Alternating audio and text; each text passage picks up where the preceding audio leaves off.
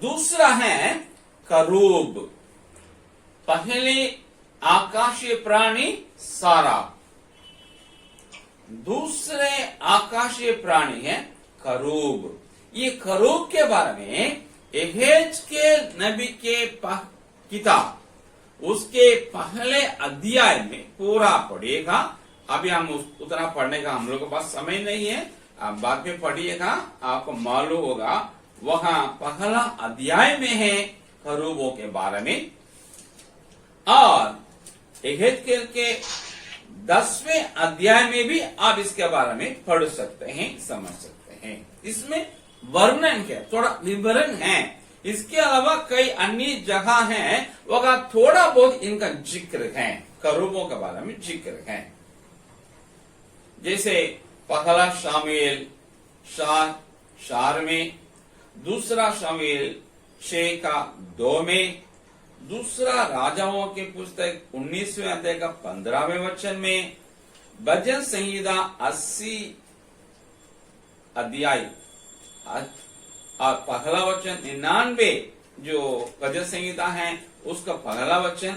ये सारी चीजों में आप इसके बारे में पढ़ सकते हैं। इन सब जगह में दर्शाया हुआ है। और इनकी उपस्थिति कहाँ है? सारोपों की उपस्थिति यहोवा परमेश्वर के सिंहासन के ऊपर है। तो इन करूबों के उपस्थिति कहाँ है? वे परमेश्वर के सामने हैं। यहेजकेल पगला देगा 5 से लेकर 14 तक ये बात लिखा हुआ है। इनके जो प्रतीक है वो यरूशलेम के मंदिर में जो संदूक है उसके पहले जो मिलाप वाले तंबू में वो था संदूक, जिसके अंदर आपको 10 आज्ञाओं की जो पट्टियां हैं 2 वो हैं, और इजराइलो जो मन्ना खाए थे जंगल में 40 वर्ष उसका कुछ एक कटोरा में है, और हारून की जो लाठी है वो क्या बोलते हैं उसको, नए पत्ता हुआ था, क्या बोलते हैं हिंदी में उसको? उगता। उगा हुआ हारून की लाठी। ये 3 चीज संदूक में है। इस संदूक के ऊपर एक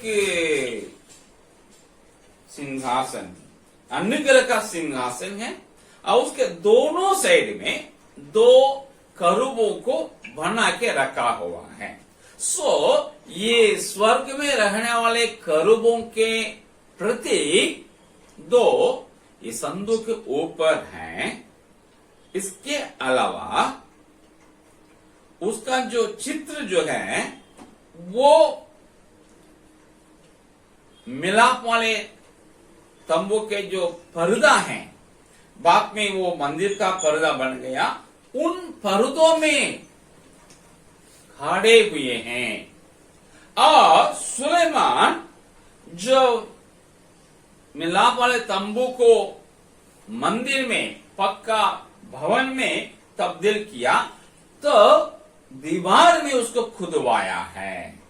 स्वर्ग में रहने वाले उन करूबों का प्रतीक और चित्र परमेश्वर के मंदिर में उपलब्ध है, देख सकते हैं।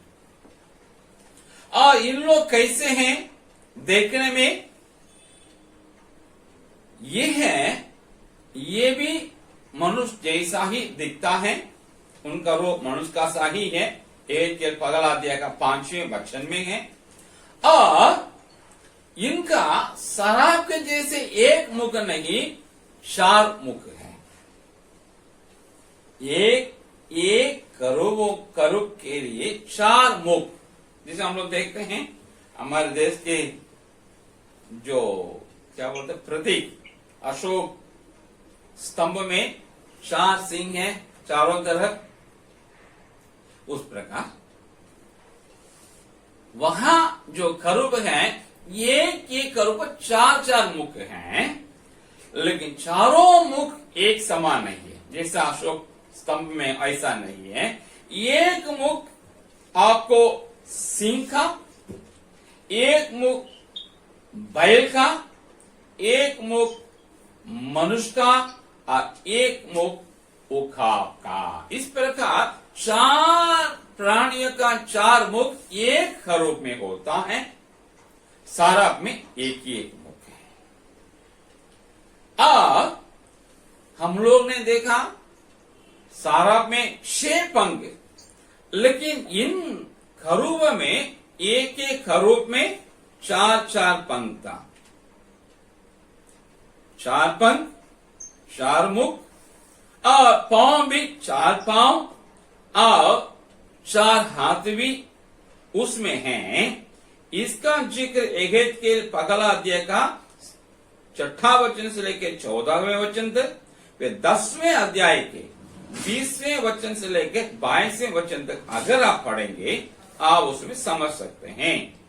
और ये खरूब के नीचे आपको पहिया भी है और पहिया में जो रिम होता है घेरा ला, उसमें पूरे पूरे आंगों से भरा हुआ उसका रिम है या घेरे हैं। इस प्रकार देखते हैं। सो वो मुंह करता है, ऐसे मुंह करता है सीधे आगे पीछे, और उड़ता है उतरता है। इस प्रकार उनका रूप को, करूबों के रूप को हम लोग बाइबल में देखते हैं। मैं इसका व्याख्या यह करने के लिए नहीं हूं, वो अलग विषय है, उसको लेंगे तो और एक क्लास लेना होगा।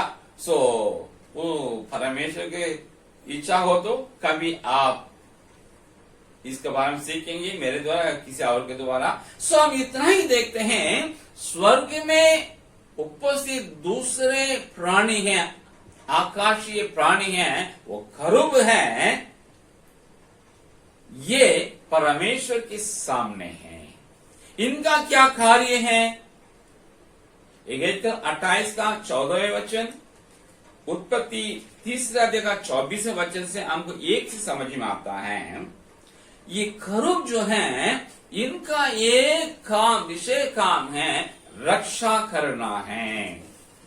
आपको मालूम होगा जब आदम और हव्वा को परमेश्वर वाटिका से निकाल दिए थे, फिर उन लोग वापस अंदर नहीं जाना, जा करके जीवन के उसका फल को फिर तोड़कर नहीं खाएं, ताकि वो जीवित, पापी होकर के जीवित ना रहें, जीवित रहें। इसलिए परम को बंद कर दिया। वहां पे खरूबों को परमेश्वर रख दिया, उनका पहरा देना। और 28वें अध्याय एहेजकेल जगह देखिएगा, वहां शैतान के बारे में है। शैतान के बारे में मतलब उसके पूर्व स्थिति के बारे में, वर्तमान स्थिति के बारे में नहीं, पूर्व स्थिति के बारे में वहां एक प्रकाश है।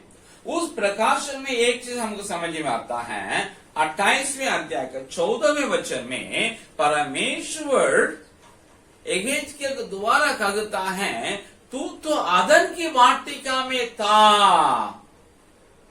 हम आपके लिए पढ़ सकते हैं, तू छाने वाला अभिषेक करूब था। मैंने तुझे ऐसा ठहराया कि तू परमेश्वर के पवित्र पर्वत पर रखता था।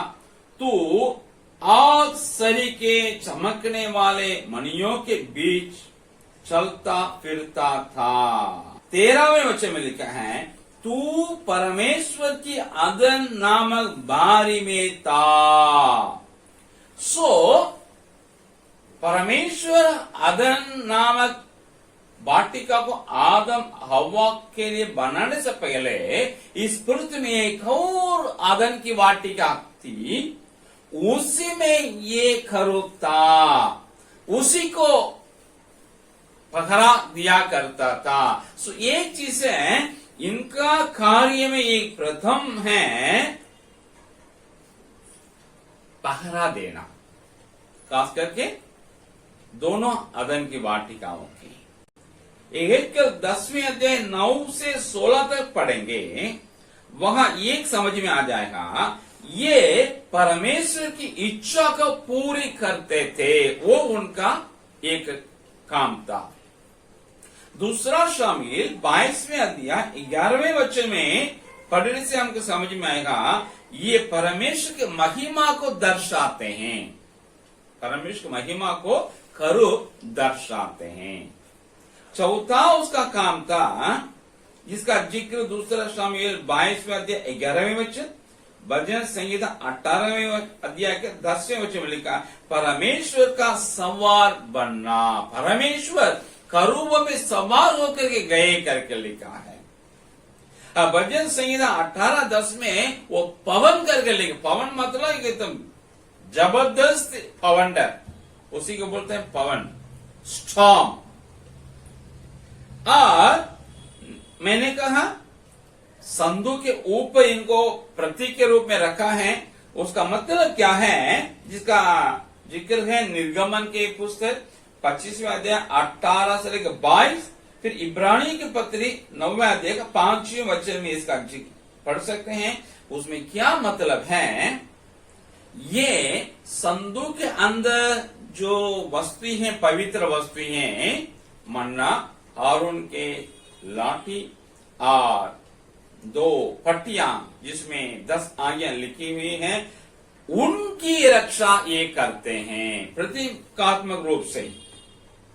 और दूसरा शामिल 22वें अध्याय 11वें वचन, भजन संहिता का 18वें अध्याय के 10वें वचन में समझ में आता है, जिसे मैंने कहा वो स्वर्ग के पवन का प्रतिनिधित्व करता है। परमेश्वर जब चलता है हवा में सवार होकर के, खरूबों में सवार होकर के। सो इनका 6 फंक्शन, काम को मैंने कहा, नंबर 1 पहरा देना, दूसरा परम इच्छा को पूरी करना, तीसरा परमिक महिमा को दर्शाना, चौथा परमेश्वर का सवार बनना, और पांचवा वहां का स्वर्ग का पवन को प्रतिनिधित्व करना, और छठा जो संदूक के अंदर रहने वाले उपस्थित मौजूद पवित्र वस्तु के रक्षा करना है। ये 6 काम है ये करूबों का।